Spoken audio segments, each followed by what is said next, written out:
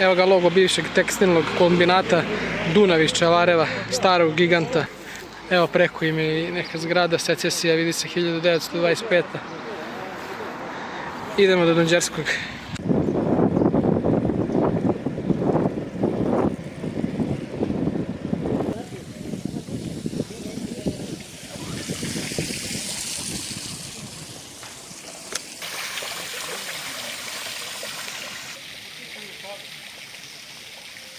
Evo je crkva Blažene Djevice Marije.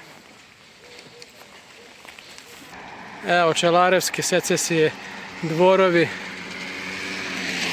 Ovo je Narodna biblioteka.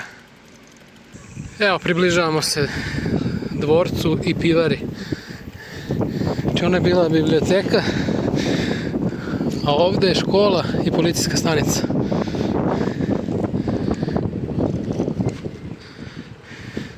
Spremite se za ovo sad. Snimam iz ruke da bi bio mobilan. Čeka nas lav na ulazu. Lav pivara, lav na ulazu. Sve ima smisla.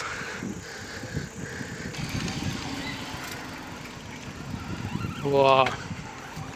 Dvorac Bezerdi Dunđerski iz 1834.